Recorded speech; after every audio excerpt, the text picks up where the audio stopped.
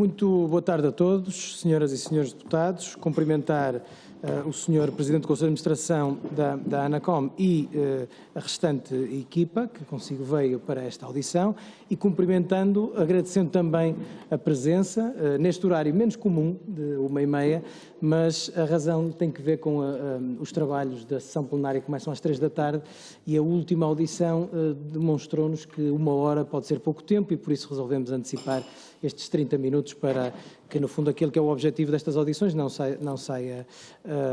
seja colocado em causa. Nós vamos começar com um período em que o partido requerente desta audição, que é o Partido Socialista, vai expor em 2 minutos a razão pela qual requereu esta audição e depois terão 10 minutos para fazer a exposição que entenderem sobre a matéria em apreço e depois cada um dos grupos parlamentares fará as perguntas também no tempo que terão e depois encerrarão respondendo às perguntas que forem colocadas. Por isso, passava já a palavra à Sra. Deputada Alexandra Leitão para expor as razões do requerimento do Partido Socialista. Muito obrigada, Sr. Presidente. Cumprimento, obviamente, muito obrigada pela disponibilidade e os colegas também. Sem mais delongas e muito brevemente, a razão prende-se com isto. No âmbito da proposta de lei do Governo, e que agora está a ser discutida na especialidade nesta Comissão, colocou-se a hipótese de, ou a solução encontrada, passa pela utilização das bases de dados das operadoras, ao invés de haver uma base de dados autonomizada para efeitos de investigação criminal.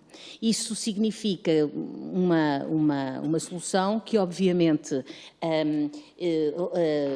coloca esse ónus que já tinham, é certo, mas enfim, de outra forma do lado das operadoras e pode ter também consequências ao nível do tipo de dados que legalmente as operadoras passarão a ser obrigadas a ter.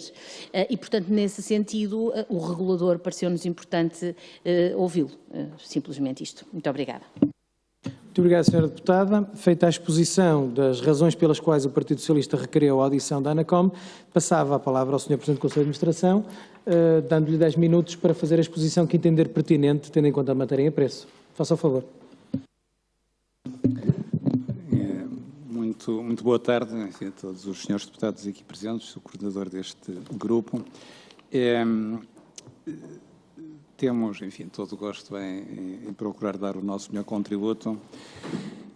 Relativamente à proposta que está a ser sujeito de análise, portanto, só para não estar equivocado, a proposta de lei número 1115, não é? Que tem, enfim, como objeto, como está no seu preâmbulo, responder, enfim, às dificuldades criadas do ponto de vista de acesso à informação na sequência da declaração de inconstitucionalidade da anterior Lei 32 de 2008 e, portanto, nesse contexto, enfim, esclarecido que está qual é o âmbito dessa proposta e a remissão que é feita, se bem entendemos, para alterações pontuais à Lei 41 de 2004. E, portanto, se entendemos bem aquilo que está proposto, mas não tivemos, enfim, a oportunidade de interagir com os proponentes, nem com ninguém do Governo sobre esta matéria, mas o que entendemos que estava em causa era utilizar as bases de dados que estão criadas ao abrigo da Lei 41 de 2004 para efeitos de facultar o acesso a essas bases de dados para finalidades de investigação criminal. Enfim, portanto, clarificado que o nosso entendimento está de acordo com aquilo que está em causa, as bases de dados que estão constituídas, enfim, têm a natureza que a Lei 41 de 2004 identifica e aquilo que está sobretudo em causa será, agora fazendo o paralelo com a lei declarada inconstitucional, são duas categorias de dados que são armazenados pelos operadores. Dados que na lei aparecem como referidos dados de tráfego, enfim, mas portanto que no essencial São dados que têm a ver com a faturação, enfim, é uma das principais categorias, portanto, em que se inclui informação sobre os números de telefone que foram chamados durante o período de faturação, com a identificação desses números, também com a identificação da data, da hora, enfim, que a chamada foi feita, enfim, no caso dos números que são chamados em roaming, ou a partir do estrangeiro, portanto, também haverá essa localização em termos espaciais. Portanto, relativamente a essa informação, aquilo que, enfim, da nossa análise importa eventualmente ter presente é o prazo de manutenção dessa informação pelos operadores de telecomunicações. Prazo que, na decorrência não só desta lei, mas, enfim, conjugando com outra legislação relativamente à faturação de serviços essenciais, aponte para o prazo de 6 meses para a apresentação dessa faturação. Portanto, essa penso eu ser uma das implicações que importa ter presente, sobretudo quando se faz o confronto com a lei que foi declarada inconstitucional, em que o prazo de manutenção de dados equivalentes a estes que acabei de mencionar eram conservados por o prazo de 1 ano. Este artigo, que é o artigo 6º, que trata do armazenamento, do artigo 6º da Lei 41/2004, que trata dos dados de tráfego, por outro lado, destaca no número 4, precisamente relativamente a esta manutenção dos dados, que eles são mantidos pelo tempo necessário à comercialização dos serviços de comunicações eletrónicas ou à prestação de serviços de valor acrescentado. Portanto, aqui nesta componente da prestação de serviços de valor acrescentado, enfim, eventualmente importará ver qual é a implicação que isso tem em termos de tratamento de dados. Mas eu chamaria também a atenção para o número 6, em que o tratamento dos dados de tráfego é feito pelos operadores que oferecem os serviços de comunicações eletrónicas, encarregados de faturação ou da gestão do tráfego, das informações a clientes, da detecção de fraudes, da comercialização de serviços de comunicações eletrónicas ou da prestação de serviços de valor acrescentado, restringindo-se ao necessário para efeitos das referidas atividades. Bom, isto para dizer que, nomeadamente, uma das componentes que é muito relevante nos operadores de comunicações, que é a gestão do tráfego, e que é, de facto, enfim, o tratamento dessa informação para dimensionar as redes e para dar resposta a esse tipo de necessidades. É claro que está aqui também uma outra dimensão, que é a detecção de fraudes, enfim, portanto, eu estou a pensar num fenómeno que se tem expandido e que, aliás, tem justificado alguma colaboração da parte da ANACOM com as autoridades competentes, que são as fraudes relacionadas com a atividade bancária, enfim, em que, enfim, os fenómenos que são conhecidos de smishing, de phishing, portanto, utilização de endereços fraudulentos, até de números de telefone fraudulentos, enfim, fazendo-se passar por um número de telefone de um serviço bancário ou de um banco. Portanto, todas essas situações também, penso eu, poderão estar aqui contempladas neste número 6, embora eventualmente possa haver aqui um esclarecimento maior que podemos obter ou poderá ser obtido junto dos operadores relativamente ao tratamento que fazem e ao armazenamento que fazem da informação nos termos deste número 6. Depois, há um outro conjunto de dados que estão nesta mesma lei, no artigo 7º, que são os dados de localização, e em que aí a lei prevê o registro e o tratamento dessa informação, nomeadamente relacionado com vários tipos de situações de competência legal, mas, por exemplo, também as comunicações de emergência, enfim, que é talvez aquela situação, enfim, as chamadas para o 112, ou também o e-call, no caso dos acidentes de viação, em que dispara essa informação georreferenciada. Os dados de localização também passaram a ser muito importantes a partir do momento em que se existem as situações dos avisos que são feitos, enfim, mais frequente no nosso país, tem a ver com as situações das intempéries ou dos incêndios, em que é preciso fazer aviso à população que são restringidos às pessoas que se encontram numa determinada região e, portanto, a localização também pode ter esse tipo de tratamento.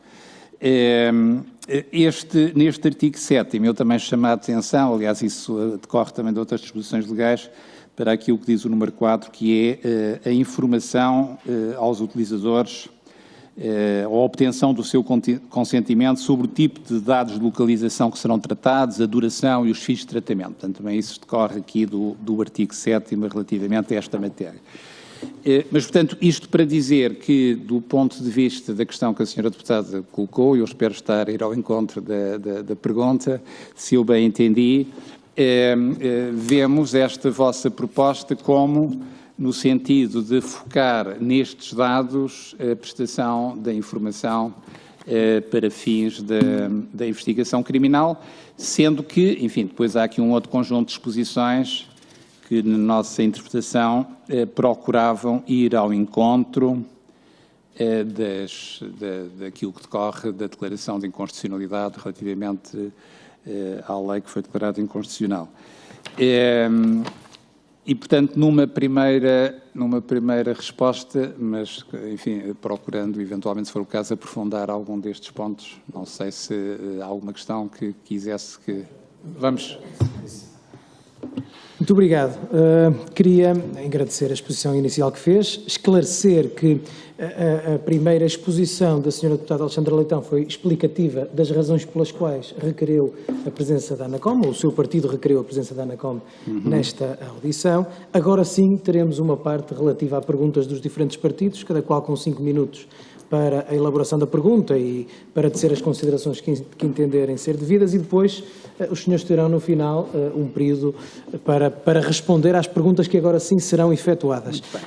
Corrigir aqui um lapso meu inicial, porque cumprimentei os representantes da ANACOM como um todo e, portanto, queria informar, não apenas cumprimentar novamente, mas informar que temos o Sr. Dr. João Cadete Matos, que é o Presidente do Conselho de Administração, os Srs. Drs. Pedro Ferreira e Hilda Matos, que são respectivamente o Diretor do Gabinete de Apoio ao Conselho de Administração e a Diretora do Gabinete de Comunicação, e o Sr. Engenheiro João Filipe Alves, que é o responsável de Segurança. E, portanto, todos estão ao dispor das senhoras e dos senhores deputados, e dando ainda este esclarecimento último, que o proponente é, de facto, o Governo da proposta de lei. Há já propostas de alteração dos diferentes partidos aqui apresentados, mas ao dizer que a ANACOM não foi ouvida pelo proponente, convém clarificar que o órgão legislativo, que é este, é que vai aprovar a lei que vier a entrar em vigor, e por isso estão a ser ouvidos atempadamente, porque a lei que vai ser aprovada é aquela que sair da Assembleia da República, não aquela que é proposta pelo Governo. Dito isto, passaria à Sra. Deputada Alexandra Leitão para, em nome do Partido Socialista, fazer as perguntas que entender pertinentes. Muito obrigado. Muito obrigada, Sr. Presidente. Bem, cumprimento novamente. De facto, algumas das questões que eu ia colocar foram indiciadas, se calhar, pelos 2 minutos iniciais, e de alguma forma o Sr. Presidente já foi ao encontro, embora eu tenha ficado aqui com algumas dúvidas. De facto, a minha primeira pergunta tinha a ver com esta distinção entre os dados de tráfego e os de localização. Aquilo que nós encontramos no artigo 6º da Lei 41/2004, e perdoe-me se conceitualmente estiver a dizer um erro, porque são coisas muito técnicas, mas presumo que são apenas dados de tráfego. Que, tanto quanto percebi, e é a primeira pergunta que faço, do ponto de vista da localização, só permitem obter a localização da pessoa em roaming. Se a pessoa estiver sem ser em roaming, não inclui a localização da pessoa. Esta era uma das questões, porque diria eu, que não percebo também muito de investigação criminal, que a localização deve ser um ponto absolutamente essencial para a investigação criminal, e daí também que um dos projetos de lei, no caso uma proposta de lei, mas um dos documentos, como o Sr. Presidente referiu, e bem, é apenas um deles, e portanto o que sair daqui é que será a lei, daqui, enfim, do plenário, mas faz um aditamento, ou alguns aditamentos, ao elenco do artigo 6º, exatamente para ir aí ao encontro. A minha primeira questão era se estas bases que hoje existem nos termos da 41/2004 são apenas dados de tráfego ou têm também dados de localização, designadamente, por exemplo, o IP. A minha segunda pergunta tinha a ver com os 6 meses do prazo de manutenção. que também referiu e que eu, e aqui estou na minha área de que eu supostamente percebo, que é de direito, e eu confesso que gostaria de perceber exatamente de onde resulta esta obrigação de 6 meses para os operadores. De onde resulta do ponto de vista jurídico. Depois, a minha outra questão tinha a ver com aquele número 6 que, aliás, referiu e que tem a ver com como é que, no âmbito das operadoras, se garante a integridade destes dados. E porquê que eu estou a fazer esta pergunta? Porque a partir do momento em que a base de dados será, eventualmente, caso seja aprovado nestes termos, obviamente, mas a partir do momento em que a base de dados contenha outros dados que não os contém hoje, exatamente são os dados que são necessários, não propriamente para o operador, mas para a investigação criminal, a integridade dos mesmos, se já era muitíssimo importante, diria eu, ainda mais importante se torna, e, portanto, em que termos é que essa integridade e quem a ela tem acesso é garantida e também, e perdoa-me a pergunta, se a ANACOM tem algum papel nesta garantia de integridade dos dados, no que toca, inclusivamente, aos próprios funcionários das operadoras.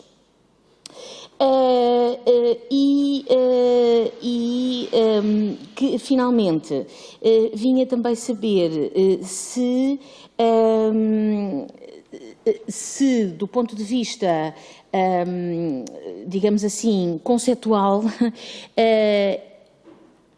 e aqui se calhar a pergunta suscita alguma opinião pessoal, mas permita-me fazê-la na mesma, a inclusão numa base de dados que tem uma função essencialmente comercial deste tipo de dados, do outro tipo de dados, o que é importante para a investigação criminal é, do ponto de vista técnico, conceitualmente correta, digamos assim, ou seja, se é algo que se pode exigir às operadoras que guardem quando assumidamente se está a pedir-lhes que o façam para um fim que eles comercialmente aparentemente não precisam.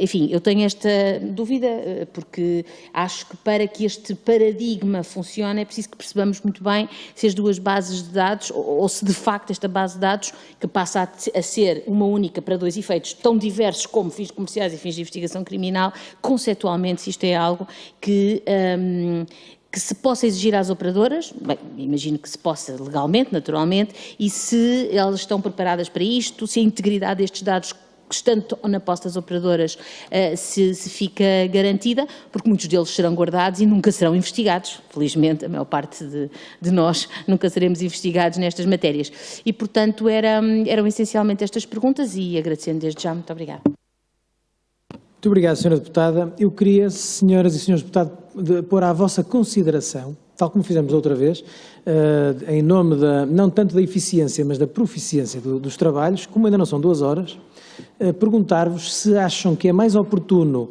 poder conceder oportunidade de resposta em função da complexidade das perguntas, ponto a ponto, portanto, faz-se uma pergunta e dá-se as respostas, ou se acham que é preferível fazer as perguntas todas e depois as respostas serão dadas de conjunto? Ouço-vos. Sra. Deputada Mónica Quintela. Muito obrigada, Sr. Presidente. Quem cumprimento o Sr. Presidente do Conselho de Administração da ANACOM e quem o acompanha, senhoras e senhores deputados. Eu acho que é mais profícuo fazermos as perguntas todas e depois do final responde, sem prejuízo, se eventualmente houver quaisquer questão que no final não seja respondida, se possa voltar a perguntar. Muito bem, estão de acordo com isto? Assim será. Então, Sra. Deputada Mónica Quintela tem a palavra para, em nome do PSD... Sim, claro. Posso... Tenho que carregar bem. Não, eu só queria perguntar se posso perguntar à Sra. Deputada um pedido de esclarecimento sobre uma pergunta que fez, porque não entendi quando falou nos outros dados. Se calhar se pudesse esclarecer já na parte final da sua pergunta, quando referiu outros dados, estava a pensar essencialmente na localização e no IP, que foi os 2 que mencionou, ou mais alguma coisa? Assumindo, que foi também uma pergunta que fiz, que o artigo 6º da Lei 41/2004 contempla inclui tudo o resto. quase exclusivamente dados de tráfego, até que ponto é que a exigência que esta eventual lei que saia da Assembleia faça de incluir nessa base de dados também outros dados, designadamente estes 2, localização e IP, até que ponto é que isso faz sentido numa base de dados de natureza comercial? Muito obrigado, está esclarecido. Então, esclarecida esta dúvida, a Sra. Deputada Mónica Quintela, para, em nome do PSD, fazer as questões que entender pertinentes. Por favor. Muito obrigada, Sr. Presidente. A quem volto a cumprimentar, Srs. Presidente da ANACOM e quem o acompanha. As primeiras questões já lhes foram colocadas e eu agora, em jeito de síntese, gostava que nos transmitisse, portanto, quais são as diferenças específicas entre os dados constantes no artigo 6º da Lei 41/2004 e os dados constantes no artigo 4º da Lei 32/2008, respectivamente, portanto, os dados, a categoria, o artigo 4 da Lei 32/2008, onde estão referidos a categoria dos dados a conservar, portanto, em prol da investigação criminal, e sabemos que a Lei 41 se deve, portanto, à faturação e para efeitos comerciais das operadoras. E nessa medida também, portanto, qual a diferença e que dados deveriam ser incluídos na Lei 41/2004.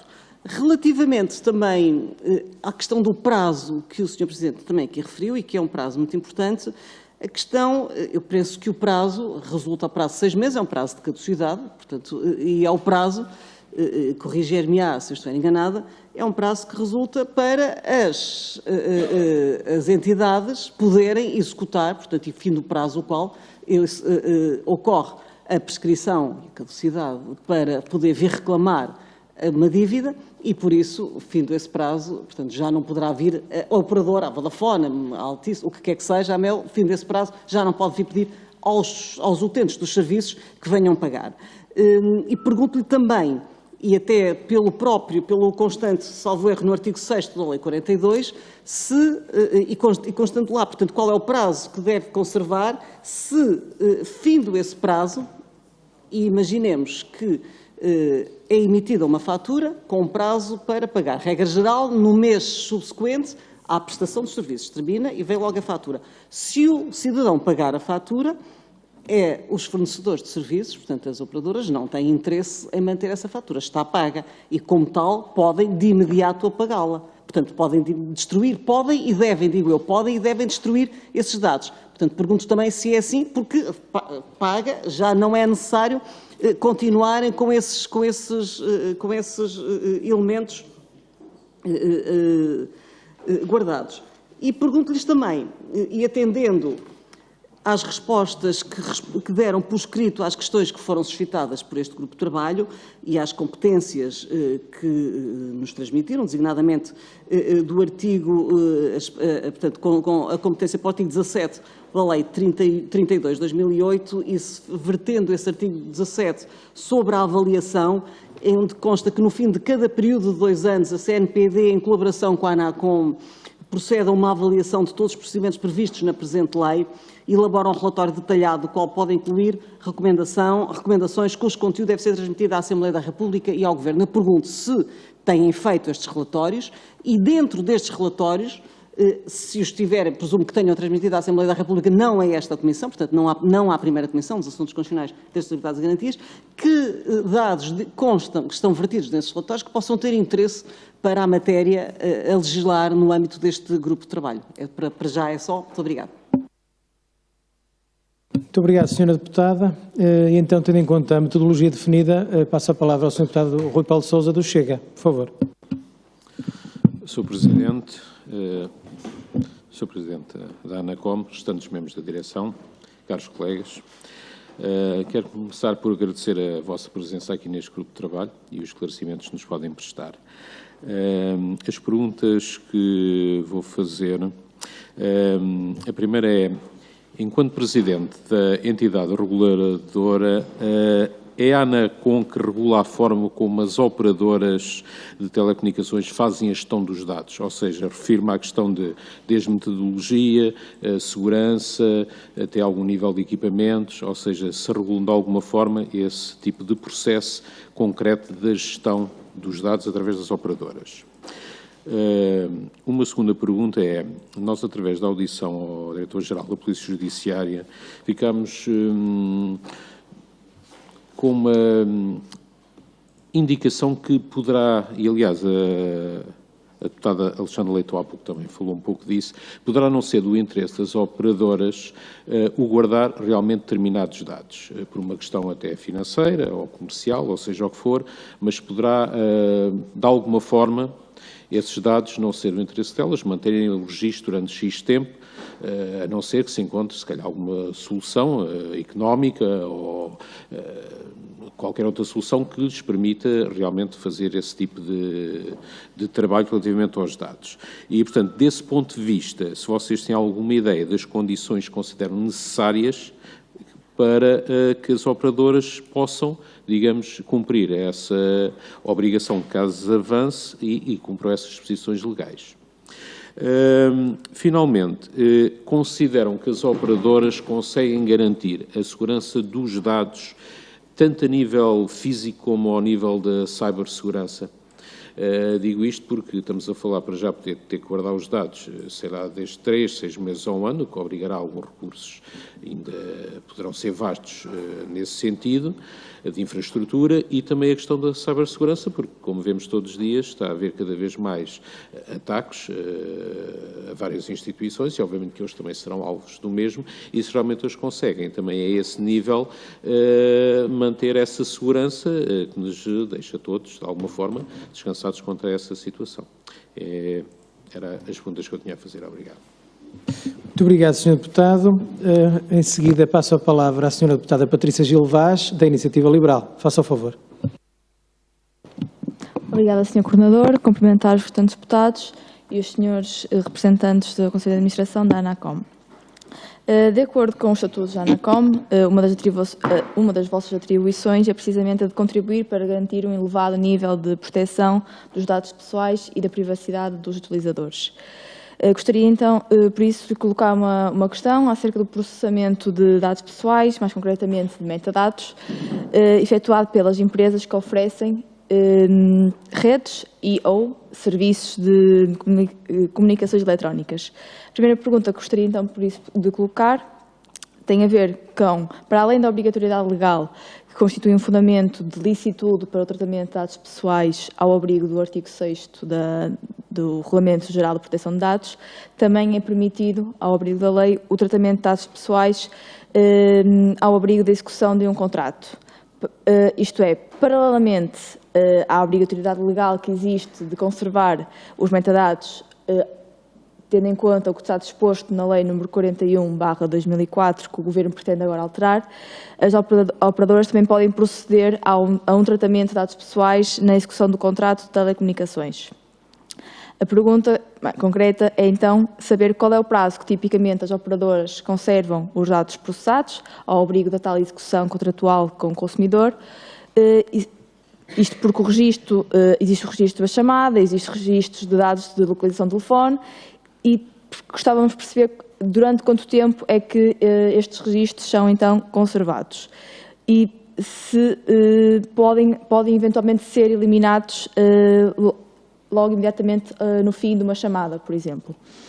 Em caso afirmativo, saber, e sendo este prazo de um mês ou mais, saber em que casos excepcionais é que se pode abrir este prazo de eliminação dos dados podem ser admitidos.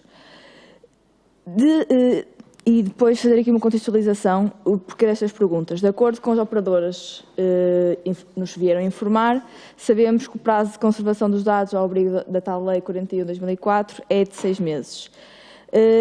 Através das respostas dos Estados-membros da União Europeia sobre esta matéria, no Conselho de Ministros da Justiça da União Europeia, existe um exemplo da Finlândia em que estes metadados são conservados pelas operadoras durante um mês.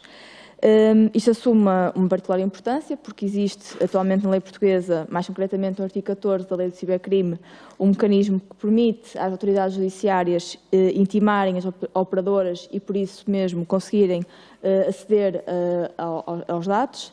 E estes dados poderá ter aqui um efeito útil, dependendo então do prazo de conservação dos mesmos. Neste caso, se o prazo for muito curto, como acontece, por exemplo, na Finlândia, como referi, quando a autoridade judiciária identificar um suspeito e requerer o acesso aos dados de tráfego e localização, estes já terão sido eliminados. Qual é a vossa opinião? Gostaríamos de saber qual é a vossa opinião relativamente a este prazo de um mês, se é justificável ou não. Obrigada. Muito obrigado, Sra. Deputada. E para concluir o período de perguntas dos partidos e grupos parlamentares representados, o Sr. Deputado Pedro Filipe Soares tem a palavra do Bloco de Esquerda. Por favor. Muito obrigado, Sr. Coordenador do Grupo de Trabalho. Queria cumprimentar o Sr. Presidente do Conselho de Administração da ANACOM e, na sua pessoa, a restante delegação. Fazer um conjunto de perguntas, tentando não repetir algumas das que foram feitas, porque, na verdade, até para a economia de tempo. Aqui uma dúvida que gostava que esclarecessem do ponto de vista da tutela da ANACOM. Que vertente é que a ANACOM avalia dos operadores de mercado o uso desta informação de faturação? Porque, da minha percepção, é uma zona muito cinzenta, que, na verdade, é algo que a ANACOM não deveria, ou pelo menos não tem necessariamente diretamente uma atividade de validação desta lógica de faturação, a não ser para incumprimentos de questões legais. Por isso, a minha pergunta é se a ANACOM tem conhecimento da forma como são tratados os dados de faturação e de que forma é que lhes acede, se os usa para algum tipo de fiscalização da atividade dos operadores. Segundo aspecto, é necessário que a ANACOM aceda, em particular, a informação sobre tráfego de redes, relacionamento entre operadores, etc. Esses dados têm que estar disponíveis, mas não têm que ser necessariamente dados individualizados de clientes, podem ser dados agregados, etc. E daí as minhas dúvidas sobre de que forma é que a ANACOM se relaciona com a informação que nós estamos a avaliar no âmbito das iniciativas legislativas em questão. Segundo aspecto, de que forma é que, ao haver esse relacionamento da ANACOM com esta informação, é feito o acesso aos sistemas dos operadores? Esse acesso existe disponibilizado para consulta por parte da ANACOM, como poderia existir de uma parte de uma vertente judicial, ou existe um pedido casuístico, de forma de alguma investigação em curso, etc., que é feito pela ANACOM pontualmente e não de forma possível, estamos a falar aqui a palavra, de forma mais acesso automático. Terceiro aspecto, no que toca a dados de faturação, tradicionalmente os operadores de telecomunicações têm uma vertente de tratamento de dados relativa à faturação, que tem um enquadramento legal específico, e depois tem um conjunto de tratamentos de dados relativos a data warehousing, que não são necessariamente os mesmos processos dentro dos operadores de telecomunicações, cujo enquadramento legal muitas vezes é diferente e às vezes é difícil de até perceber de que forma é que as entidades da lei são tratadas aí. No entanto, o conhecimento, e até para o próprio desenvolvimento de produtos, análise de comportamentos de clientes, etc., justifica, por parte dos operadores, a existência dos serviços de data warehousing e dá-lhes a eles acesso a um conjunto de informação bastante alargada. Informação que necessariamente poderia ou deveria, debaixo do chapéu legal, ser feita de forma anonimizada, garantindo as tais informações sobre comportamento de rede, padronização de clientes, etc., mas não dados individuais de clientes. E a minha pergunta é, do conhecimento que têm da atividade dos operadores, se esta vertente de data warehousing é feita nestes termos, ou se é algo que passa completamente à margem da atuação da ANACOM, e seria mais do lado da RGPD, das defesas de direitos individuais dos cidadãos, dos clientes à sua informação. Porque muitas das estruturas das empresas de telecomunicações organizam de forma diferenciada os fluxos de informação entre billing e data warehouse, mas, na verdade, todos eles vão parar depois sempre aos mesmos depósitos. E há aqui umas zonas que são difíceis de avaliar, e gostava de saber se a ANACOM faz, para perceber se, de facto, os dados de faturação são que têm uma obrigação de destruição legal após X tempo, são mesmo destruídos, ou se são depois apenas armazenados nos tais data warehouses que servem para a atividade das empresas, para o conhecimento das empresas e para uma existência para lá da realidade que a lei permite. Termino a pergunta especificamente sobre as questões dos tais dados, são aqueles que aparentemente têm mais relevância para a matéria da investigação judicial, que é, por um lado, os IPs, por outro lado, os dados de localização. De parte da ANACOM, essa informação é reconhecida, ela é usada para alguma coisa, para algumas das análises que a ANACOM faz. A própria ANACOM tem acesso a essa informação de como é que eu tenho acesso. Mas pronto, eu já estou a repetir perguntas que foram feitas anteriormente, já vou ficar por aqui. Muito obrigado, Sr. Presidente. Muito obrigado, Sr. Deputado. Então, passaria agora a palavra ao Sr. Dr. João Cadete Matos ou a qualquer elemento da delegação que trouxe, para, se assim entender, para responder às perguntas que foram colocadas, dando-lhe um período de 10 minutos, sem ser absolutamente rigoroso. Se for necessário mais, a circunstância de termos começado à 1h30 dá-nos margem para isso. Faça o favor. Agradecendo, enfim, todas as questões e, eventualmente, combinando algumas delas, penso que facilita o entendimento das respostas também que vamos procurar dar. E iria procurar organizar a resposta agregando, penso que 3 tópicos principais que emergem do conjunto de questões. A primeira é quanto à especificação dos dados em si, portanto, e nomeadamente a questão que a senhora deputada colocou do confronto do artigo 4º relativamente ao detalhe dos dados. Portanto, enfim, para tentarmos, enfim, concretizar que dados em concreto é que estão em causa. Depois há uma segunda questão que tem a ver, um segundo grupo de questões que tem a ver com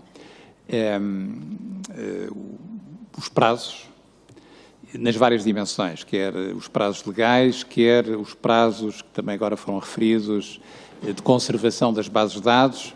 E esta questão liga-se muito também a quem tem no nosso país responsabilidade por, como foi perguntado, aprovar as bases de dados, fiscalizar as bases de dados, enfim, portanto, também essa questão penso que vale a pena ser esclarecida. E depois há um terceiro grupo de questões que tem a ver com os aspectos da segurança, da integridade, que também aqui foram colocados.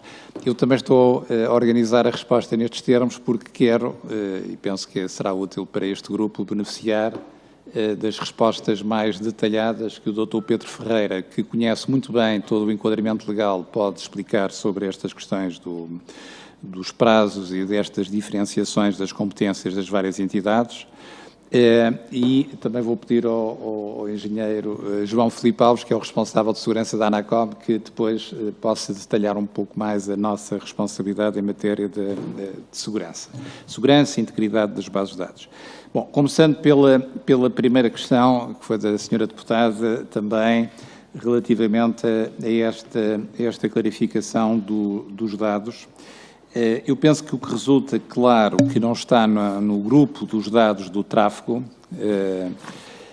da Lei 41 de 2004 e que está no artigo 4º é os dados necessários para identificar a localização do equipamento de comunicação móvel. Enfim, é claro que nesta especificação do artigo 4º aparece aqui, enfim, por exemplo, na linha D, dados necessários para identificar o tipo de comunicação, dados necessários para identificar o equipamento de telecomunicação dos utilizadores ou considera ser o seu equipamento. Enfim, poderá haver aqui noções que sejam um bocadinho mais abstratas, vamos dizer assim, mas aquilo que nos parece nessa questão em concreto é o tópico dos dados de localização.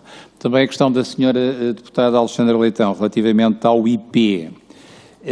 Bom, o IP, de facto, em grande parte, é necessário para efeitos da faturação, não propriamente a identificação do IP, mas às vezes aquilo que se faz com base no IP, e estou a pensar, por exemplo, no caso do op-billing, isto é da faturação que é feita pela rede telemóvel de aquisições que são feitas na internet. Aliás, isso é um tema que aqui o Parlamento também teve, e nós tivemos a oportunidade de atempadamente procurar intervir, aliás, que foi objeto de um acordo de autorregulação entre os operadores, mas que também se insere no tema da faturação. De qualquer forma, o que é importante para efeitos de faturação é porque isso é, além das chamadas telefónicas, é relevante para os consumos dos clientes, que é o consumo de dados. E o consumo de dados, esse de facto está associado ao acesso à internet, mas contrariamente àquilo que é as comunicações telefónicas, em que os clientes têm a possibilidade de pedir fatura detalhada, com os números chamados e recebidos. Portanto, no caso dos IPs, isso não é assim e, portanto, essa informação não é tipicamente informação espelhada neste tipo de informação que decorre da faturação propriamente dita. É claro que para efeitos da detecção de fraudes já será, e portanto aí já podemos dizer que o IP é um dado de tráfego importante para a detecção de fraudes, porque como sabemos muitas delas estão associadas a essa situação. E portanto, enfim, a conclusão daqui é que nas alterações que o Parlamento entenda decidir, enfim, será muito importante dizer quais são os dados que os operadores têm que manter, em concreto, e, portanto, para não haver esta ambiguidade, se está ou não está, porque, de facto, como eu procurei agora espelhar, há casos em que pode ficar essa dúvida, e é importante que isso seja dito aos operadores, mas também aos clientes dos operadores, porque hoje, na contratação dos serviços de telecomunicações, os operadores devem indicar aos seus clientes quais são os dados que mantêm e para que fins esses dados depois podem ser acedidos. E, portanto, eu diria que quer do ponto de vista da garantia e, daquilo que os operadores têm que fazer e em que termos, quer da garantia dos direitos dos consumidores, dos operadores, é muito importante haver uma clarificação de quais são os dados que são objeto dessa manutenção. Decorre daqui que é no tema dos dados de localização que há esta diferença que eu referi e, sobretudo, o artigo 7º, relativamente aos dados de localização, não é explícito quanto ao prazo de manutenção desses dados de localização. Enfim, decorrerá em muitos dos casos que esses dados de localização são úteis e necessários no momento. Enfim, há bocadinho referi o caso das chamadas para o 112, enfim, o 112 deve ocorrer à emergência, mas pode ser importante, se houver uma falha no funcionamento do 112, eventualmente haver algum registro, se calhar por mais dias, mas aqui se calhar já terá que ser outro tipo de autoridades de emergência aqui a pronunciarem sobre essa matéria, porque não decorre necessariamente do tema das comunicações em si. A mesma coisa para os avisos à população, em que também os avisos têm um determinado momento, mas, por exemplo, a utilização dos dados de localização para encontrar uma pessoa desaparecida, não é? E se calhar o período de manutenção já tem que ser mais vasto. Mas, portanto, há aqui matérias que, enfim, confesso que nós não temos propriamente uma reflexão feita, porque também nunca se encontrou no nosso tipo de responsabilidades, mas obviamente que ao olhar para esta problemática nos ocorre aqui mencionar que é sobretudo importante definir o quê e depois durante o tempo que ela deve ser mantida. Enfim, haverá outra problemática que é o acesso e as condições em que o acesso à informação é feito. Sobre este primeiro tópico, e talvez clarificando também a questão dos prazos legais, Dr. Pedro Ferreira, talvez aqui eu lhe passe a palavra, você conhece melhor esse tópico. E se quiser também completar alguma coisa daquilo que eu acabei de dizer, faça favor. Boa tarde. Sim, talvez começasse por dizer que a ANACOM, nesta matéria, tem competências que estão muito bem definidas na Lei 41. E depois também podemos falar das obrigações de reporte que temos no artigo 17, mas na Lei 41 temos obrigações relativamente definidas, que assim, se pode poder dizer que são mais em matéria de segurança do que propriamente nestas matérias estamos aqui a falar no artigo 6 e 7. Mas, enfim, podemos dar o nosso contributo, obviamente. Para estes artigos, para estas matérias, há uma outra entidade que é competente. Uma pergunta muito específica que foi feita, qual é o prazo aqui de guarda para efeitos de faturação. Enfim, a nossa orientação aqui sim tem a ver com a Lei do Serviço dos Bens Públicos e Essenciais, Lei 2396, artigo 10º, número 1, que estabelece de facto o prazo dos 6 meses para a exigência do pagamento. Portanto, essa é aqui a nossa orientação. para dizermos que há aqui um prazo de 6 meses. Dr. Pedro Ferreira, há aqui um outro, se me permite, só para clarificar este ponto, há aqui uma outra decorrência da faturação, que é a possibilidade que o consumidor tem de reclamar relativamente a essa faturação. E esta reclamação, por vezes, passa, como bem sabemos, e nós temos registro disso, porque recebemos essa informação, em o valor faturado, o consumidor não querer uma justificação detalhada, e isso pode implicar a prestação dessa informação na decorrência dessa reclamação. E é frequente acontecer casos desses em que a fatura é de tal forma de grandeza, por exemplo, o valor de chamadas em roaming, e isso pode implicar e para isso, para a reclamação também há um prazo, e, portanto, isto só para dizer que depois da fatura recebida pode acontecer esta necessidade de gerir as reclamações. Sim, exatamente. Esta é a regra. Claro, pode haver aqui outros prazos contratualmente acertados entre o cliente e o operador. Enfim, nós estamos habituados a ter um pagamento mensal, mas pode haver outras formas de pagamento. Portanto, o momento a partir do qual começa a contar esse prazo pode ser diferente. Quanto ao artigo 17 e às obrigações da ANACOM, enfim, acho que o que está previsto nessa disposição é que a CNPD, enfim, a iniciativa será da CNPD com a colaboração da ANACOM. De facto, podemos confirmar que até ao momento não recebemos esse pedido de colaboração. Não. Eu aqui talvez possa também ser mais, ainda completar, porque esta já tem a ver com a questão da integridade e da avaliação e da segurança que foi colocada. E que tem a ver com este artigo que decorria da Lei 31/2008. Bom, eu sobre este assunto que nós lemos, e eu também confirmei isso junto dos responsáveis da CNPD, que a CNPD, eu penso que esta terminologia legal, se desobrigou da aplicação desta lei na decorrência do acórdão do Tribunal Europeu. Isto foi o que eu li na declaração, na declaração de inconstitucionalidade do Tribunal Constitucional, portanto, foi aquilo que eu li e foi aquilo que eu confirmei também num contacto com a CNPD na decorrência dessa declaração. Mas, portanto, isto para confirmar, e confirmei isso com os serviços, enfim, não estava na ANACOM quando esta lei foi aprovada, portanto, tive que perguntar, de facto, pelos registros históricos. De facto, nunca existiu este pedido de colaboração à ANACOM para fazer estas avaliações, na sequência de entrada em vigor da lei. Também me foi explicado que a lei não entrou imediatamente em vigor em 2008, portanto, houve ali um período até que os operadores começaram a fornecer as bases de dados, mas eu penso que a CNPD sobre isso pode, com certeza, uma vez que esta responsabilidade é da CNPD. O que também aqui é importante dizer é que, além daquilo que o Decreto-Lei determina,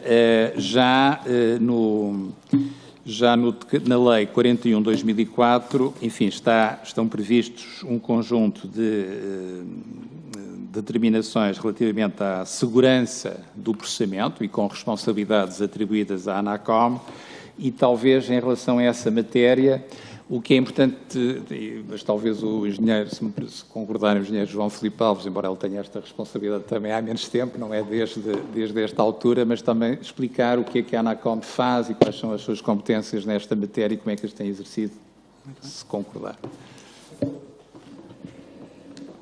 Muito boa tarde a todos. Relativamente em concreto a estas matérias de segurança e integridade das redes e serviços de comunicações eletrónicas, a ANACOM tem publicado um regulamento 303/2019, de 1 de abril, que vem regular aqui uma quantidade de aspectos relativos à segurança e integridade das redes e serviços de comunicações eletrónicas. Ele está dividido em 3 grandes áreas, uma onde se define obrigações de medidas técnicas de segurança que os operadores devem implementar. Aqui a opção foi seguir boas práticas internacionais, a ANACOM seguiu, fruto também da sua participação em grupos internacionais, seguiu as melhores práticas da Agência Europeia de Segurança da Informação, a ENISA, onde os operadores têm um conjunto muito interessante de medidas aos quais estão obrigados, como, por exemplo, realizar um inventário dos seus ativos, realizar análise de risco, realizar exercícios de 2 em 2 anos, têm a obrigação de ter nomeado um responsável de segurança, que é a pessoa que é responsável pela implementação de todas estas medidas, tem que ter um ponto de contacto permanente para a interação de nível operacional entre as entidades competentes e esse operador. Tem que ter, depende da sua dimensão, uma equipe de resposta a incidentes de segurança. Tem que ter obrigatoriamente um plano de segurança e tem que fazer uma avaliação de risco anual. Depois, isto medidas genéricas. Em medidas técnicas concretas de segurança, técnicas de segurança, este regulamento prevê uma adaptabilidade entre a dimensão do operador, sendo que vai desde um mínimo de cerca de 25 medidas técnicas obrigatórias, que podem consultar no anexo deste regulamento, a uma média de 83 medidas técnicas e para um operador de grande dimensão podemos estar a falar de 124 medidas técnicas. Podem encontrá-las todas neste anexo deste regulamento e também tentando responder a uma das questões que foi colocada a nível de medidas concretas, por exemplo, sobre os funcionários e colaboradores da empresa, se consultarem no anexo número 3, 5, 7 e 6 e 7, tem medidas concretas sobre o que é que o operador deve fazer sempre que há uma mudança de colaborador, o que o operador deve fazer sobre verificação de credenciais e de referenciais quando está a contratar um colaborador para uma determinada função, onde o operador deve definir claramente as funções e responsabilidades no domínio da segurança.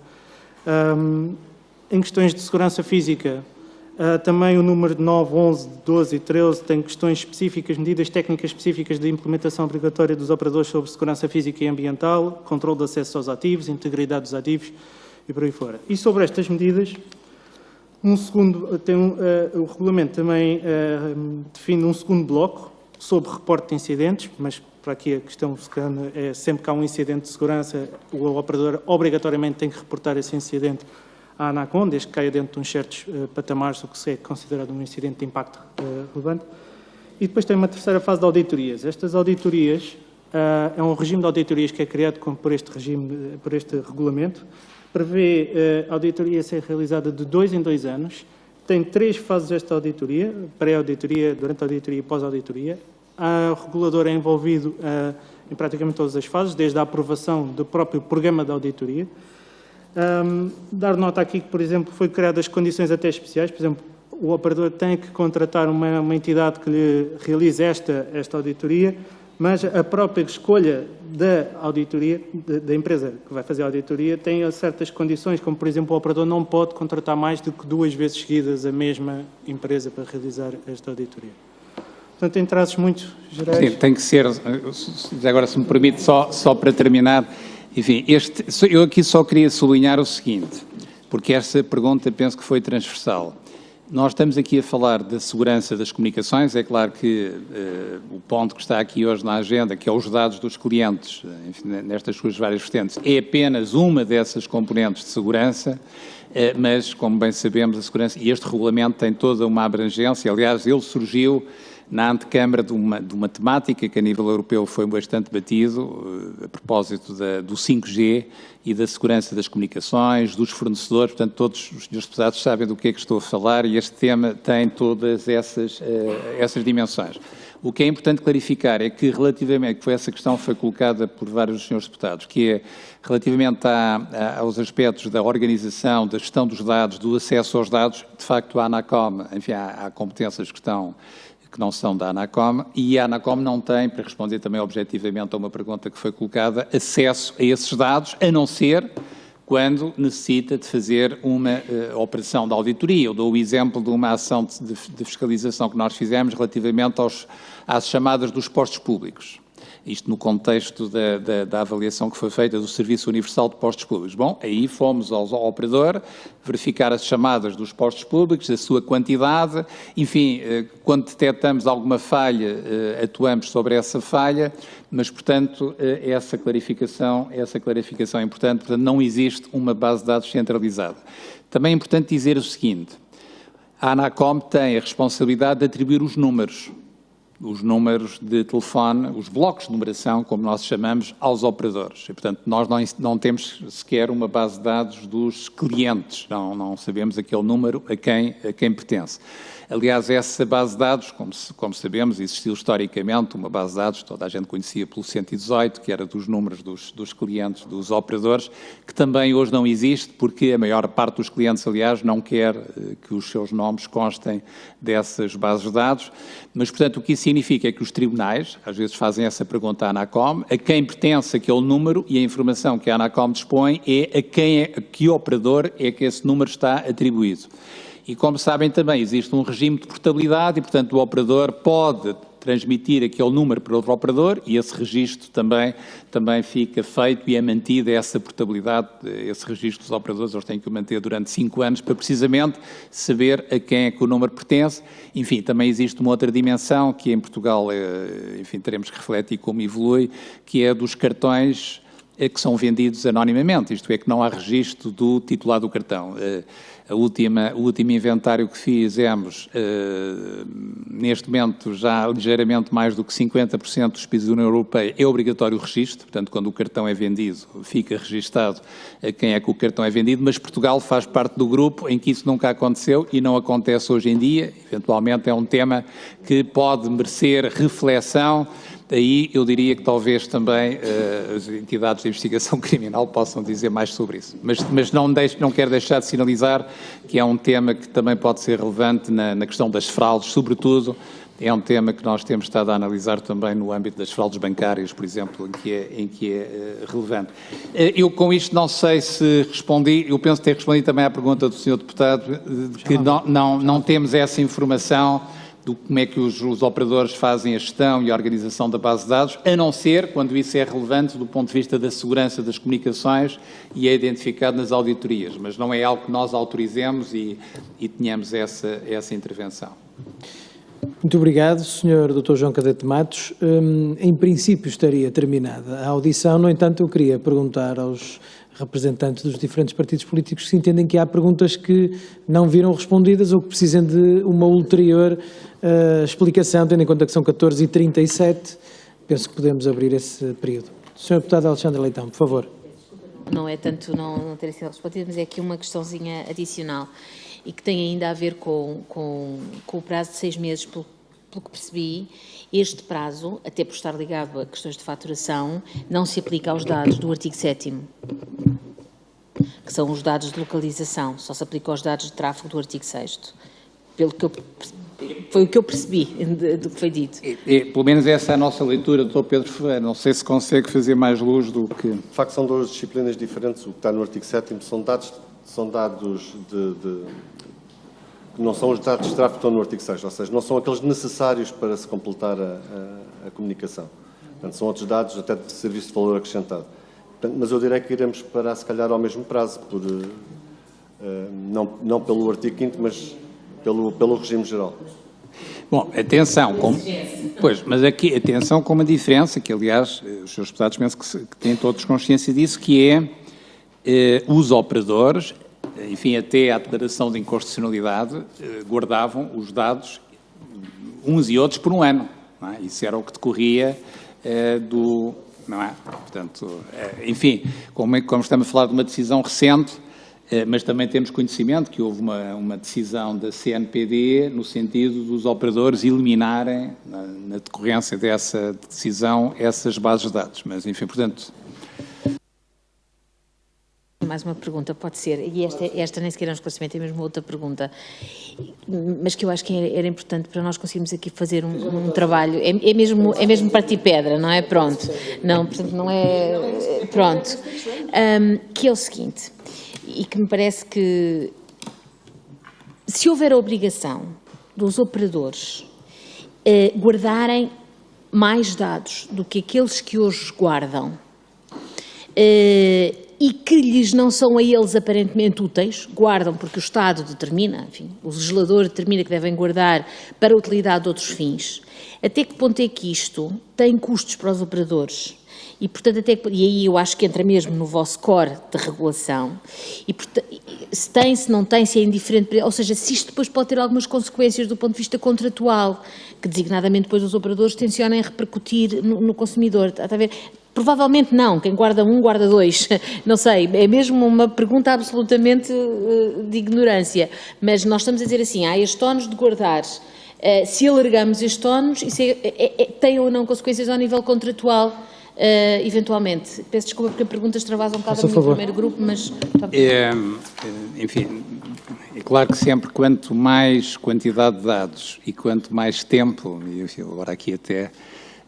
recorro ao meu anterior chapéu de coordenador no Sistema Estatístico Nacional, que precisamente zelava pelo segredo estatístico, e no Banco de Portugal pela gestão de bases de dados com uma central de responsabilidades de crédito, que provavelmente era das bases de dados mais vastas. Não tenho dificuldades em dizer que mais um dado, ou mais um mês de guarda do dado, enfim, terá custos de armazenamento e de informáticos, etc. Agora, falta saber até que ponto é que eles são negligenciáveis face ao custo global, e isso impacta, porque foi a sua questão, no aspecto da competitividade, aliás, porque as empresas competem umas com as outras e no espaço internacional, no espaço europeu. Portanto, eu diria que nessa matéria, de um ponto de vista do regulador, deve haver obrigatoriedade de manter dados naquilo que seja estritamente necessário e pelo tempo que seja considerado indispensável e ser feito.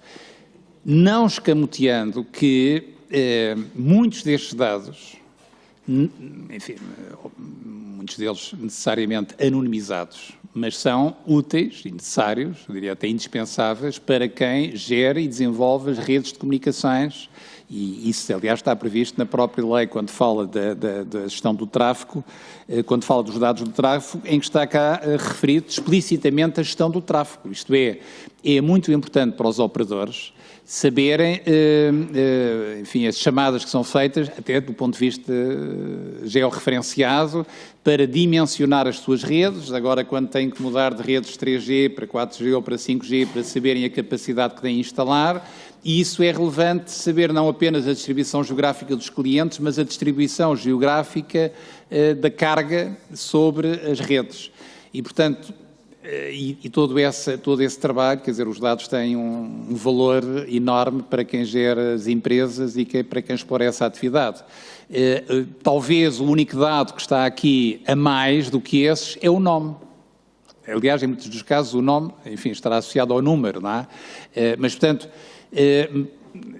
tudo o resto, todas as variáveis, quer de tráfego, quer de localização, elas são úteis, vamos dizer, anonimizadas para, como o Sr. Deputado há bocadinho referia, para os data warehouses, portanto, para as explorações de business intelligence sobre os dados, enfim, tudo isso.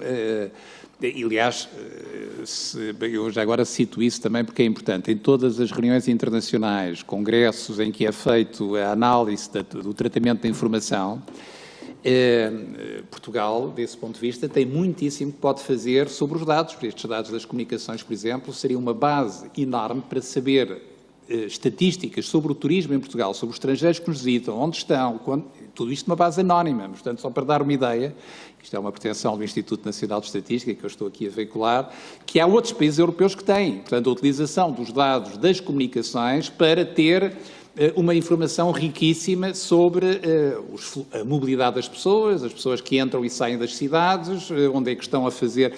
Claro que aqui não é preciso saber o nome da pessoa, mas, portanto, isto para dizer que os dados têm, e os operadores também o fazem, para a sua gestão e dimensionamento das redes, tem uma utilização enorme. Portanto, isto para responder à pergunta da Sra. Deputada, eu diria que, se calhar se estiver aqui das empresas que nós regulamos, iria dizer o contrário, que tem uma fatura elevada e que isso tem um custo que o Estado deveria de suportar.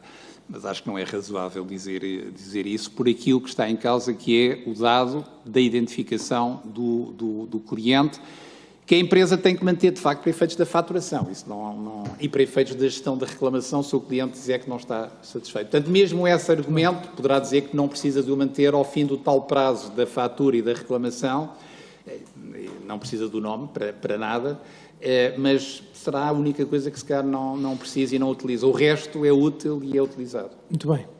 Sra. Deputada Mónica Quintela também pretende? Faça o favor.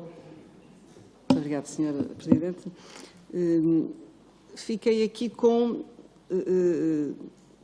com uma dúvida, ou melhor, gostava de os ouvir referir sobre esta questão. Mais uma vez, nos prazos, nos termos das disposições conjugadas, respectivamente, o artigo 316 do Código Civil, que é o que remete, para o qual remete a faturação dos dados de localização, portanto, e que já não são vertidos na Lei 41 de 2004, e depois, para os dados da Lei 41 de 2004, é o artigo 10º da Lei 23 de 96, portanto, como já aqui foi referido, da Lei dos Serviços Públicos, que diz expressamente, no seu número 1, que o direito ao recebimento do preço do serviço prestado, portanto, o direito ao recebimento do preço, prescreve no prazo de 6 meses após a sua prestação. Isto sobre a epígrafe de prescrição e caducidade, portanto, do artigo 10º. Eu volto a perguntar, tirando os casos de reclamação, e sendo este um prazo até designadamente para as operadoras instaurarem um procedimento injuntivo para cobrança de dívida, tirando isso, numa relação, numa transação comercial normal, ou seja, emitida a fatura ao fim do mês da prestação de serviço, pago no prazo legal, enfim, ou no prazo que dão, para pagar, não sei, uma semana, 10 dias, o que for, se efetivamente algo impede que de imediato, ou seja, no fundo estes 6 meses podem ser reduzidos a 1 mês se a fatura for logo paga e se não houver nenhuma reclamação. É a questão que volto a perguntar. Portanto, isto é um prazo de prescrição. Numa relação normal, numa relação comercial normal, serviço prestado, fatura apresentada, pagamento efetuado, recibo dado, acabou, já não é necessário conservar estes dados. Não só não é necessário, como nos termos da Lei 41 não devem ser, porque já não são necessários. Pergunto se isto é assim ou não. Outra questão que queria aqui deixar, e que vem também na senda da intervenção do Sr. Presidente, e que há muito tempo que eu tenho pensado nisto e que acho que era importante ficar consignada, ser feita esta alteração, que é o seguinte: referiu que termos de faturação, as chamadas de emergência e aquelas de faturação gratuita não constam na faturação, precisamente porque são gratuitas. Muitas vezes nos vemos deparados no âmbito da investigação em que alguém está aflito e telefona, por exemplo, para o 112, até para chamar o CODU, ou uma situação de emergência, e que depois necessita de ter o comprovativo de que fez essa chamada. E quando recebe a faturação, ela não consta lá. Pode ficar no telefone durante o período que guarda aquelas, portanto, até X números de chamada, penso que são 10, que aparece no ecrã do telefone, mas, fim disso, ela não aparece. Eu, como advogada, já me vi confrontada várias vezes com estas situações de vítimas a necessitarem de comprovar que tinham feito aquela chamada e ela não aparece. Eu pergunto, e sem que também isso possa consubstanciar quaisquer agravamentos de custos para os consumidores, se há algum inconveniente em que essas chamadas, sendo gratuitas, portanto, passem a constar na faturação, num quadro à parte e dizendo não são cobradas, portanto, não são cobradas, mas foram efetuadas, porque isso é importante em sede de investigação criminal. Muito obrigado. Muito obrigado, Sra. Deputada. Agora passaria, não sei se o Sr. Deputado Rui Paulo Sousa também, não, mas a Sra. Deputada Patrícia Gil Vaz sinalizou que queria um esclarecimento adicional, por favor. Obrigada, Sr. Coordenador. Uma das questões que eu coloquei, e provavelmente posso me ter expressado mal e que não, por isso mesmo é que não foi respondida, era se, ao abrigo da execução contratual, qual é o prazo que atualmente está a ser praticado para a conservação dos dados. Não ao abrigo da Lei 41 de 2004, como eu referi, mas ao abrigo da execução contratual. Falou-se da gestão das redes, por exemplo. Estes dados são guardados para estes efeitos e, sim, durante quanto tempo? Obrigada. Obrigado. Isto porque a lei, o artigo 6º, fala sobre um tempo necessário de conservação dos dados. Qual é este tempo necessário? Muito obrigado, Sra. Deputada. O Sr. Deputado Pedro Filipe Soares também não pretende usar da palavra, portanto, dava-lhe a palavra, Sr. Presidente, para estas últimas questões. Eu penso que temos aqui dois conjuntos de questões das senhoras deputadas, estas quanto aos prazos e a questão quanto aos serviços de emergência, ao 112 e a tal possibilidade de ter informação detalhada. Enfim, quanto aos prazos, aquilo que nós aqui transmitimos é aquilo que, enquanto regulador das comunicações, enfim, e sobre este tema da faturação, como é óbvio, o tema principal que temos que gerir é que a faturação é bem feita e que os clientes, portanto, compete-nos proteger os consumidores, portanto, quando os consumidores reclamam, verificar que as suas reclamações são atendidas e que, de facto, não há abusos. E a situação que eu há pouco referi do op-billing, que deu um acréscimo de reclamações enorme em determinado momento no tempo, portanto, a faturação de serviços de valor acrescentado, enfim, tudo isso é temas que nós temos que zelar de acordo com as nossas competências. A conservação dos dados, no fundo é mais essa a questão que está aqui a ser suscitada, como também os senhores deputados sabem, decorre da Lei de Proteção de Dados e é a Comissão Nacional de Proteção de Dados que tem essa competência por definir as regras de conservação de dados e enfim, quando é que eles são eliminados. E eu digo isso também, mais uma vez, nós na ANACOM não temos bases de dados pessoais, não as recebemos, mas fazendo aqui o paralelo com o Banco de Portugal, com as bases de dados pessoais que tinha, aquela que eu referi do crédito ou a dos cheques, de facto as regras quanto à conservação dos dados eram objeto de aprovação pela CNPD e, portanto, eu penso que é uma questão que valerá a pena esclarecer com a CNPD. Isto sem prejuízo, desde já, nos colocarmos inteiramente à disponibilidade como regulador do setor, de colocar este tipo de questões e ter respostas da parte das empresas. Portanto, isso temos, se os senhores deputados virem isso com utilidade, podemos perfeitamente fazer esse diagnóstico, porque ele não decorre das nossas preocupações habituais, mas neste quadro podemos colaborar com todo o gosto nessa matéria. Quanto à questão do 112, enfim, há a situação que a senhora deputada referiu, eu acrescentava uma outra situação que também nos preocupou e que preocupa os responsáveis pela gestão dos serviços de emergência, que é as chamadas falsas, que é um problema muito grave, porque, enfim, há situações em que os meios de socorro são dirigidos para uma chamada falsa e isso, de facto, é extremamente lesivo. Isto para dizer que é um tema que já interagimos com a autoridade responsável por este serviço. Aliás, no decurso também agora, da entrada em vigor da nova Lei de Comunicações Eletrónicas, e tem a ver mais com os avisos à população, mas também relacionados com esta questão da emergência e a gratuidade desses serviços. Portanto, é um tema que também temos na nossa agenda agora na decorrência da transposição da lei, mas para dizer que nós, a certa altura, há pouco referi a questão da auditoria que fizemos sobre os postos públicos, mas muitas das chamadas falsas para o 112 eram feitas de postos públicos. Isto para dizer que, a certa altura, fomos à procura da origem do problema. E, portanto, isto para concluir que o tema que foi colocado pode perfeitamente ser objeto de ponderação da nossa parte e também de interação com as empresas. Enfim, temos que ver qual é a relevância e as implicações de ter essa informação devidamente espelhada.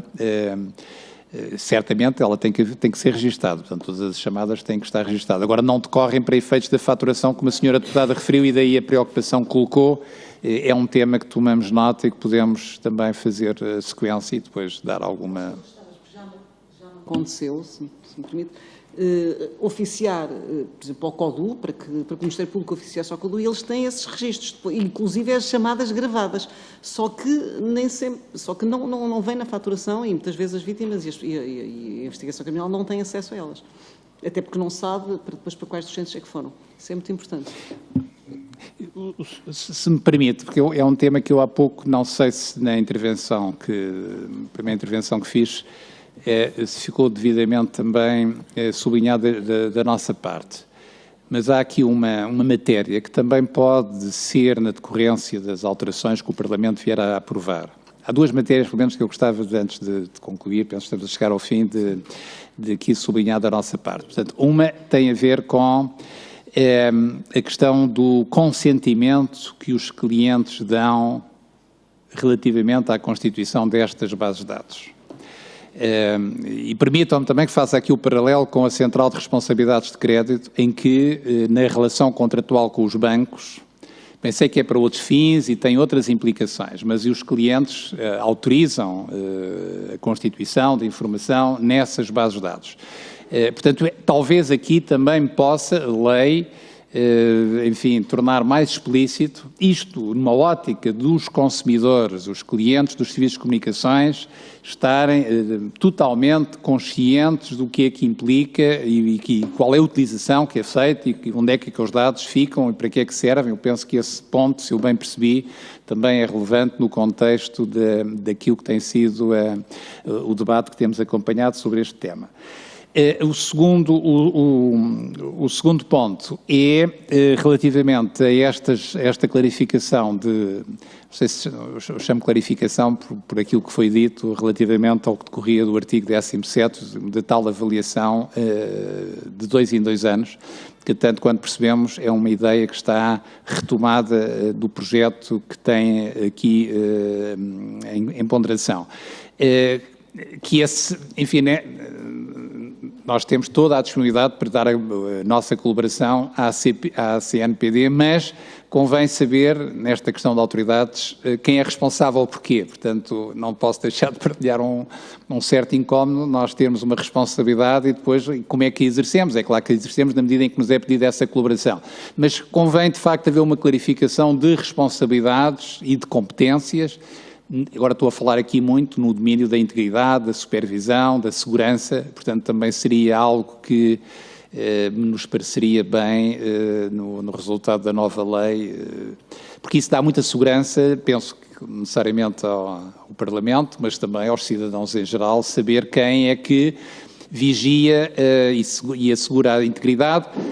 E, como disse aqui o engenheiro João Filipe Alves, não sei se ele foi completamente explícito, no balanço que nós temos das ações de segurança, não temos aqui nenhum sinal de alarme que vos devêssemos transmitir nesta matéria e, de facto, o balanço é bastante positivo do cuidado que vemos, ele também decorre das normas e relativamente aos colaboradores e, no fundo, a evitar a tal utilização ilícita destas bases de dados para outros fins. Portanto, eu não posso deixar de sublinhar esse balanço muito positivo que, enquanto regulador, temos outras preocupações, mas esta, felizmente, não temos tido. Fica então terminada esta audição. Queria agradecer ao Sr. Dr. João Cadete de Matos e a toda a delegação da ANACOM que esteve aqui presente. Foi bastante útil esta audição, como é suposto que seja. Agradecer às senhoras e senhores deputados pela vossa colaboração e não sei se agora no final falaremos aqui 1 minuto sobre futuras reuniões, penso que sim. Deixem-me só acompanhar a saída. Deixe ficar, continuem.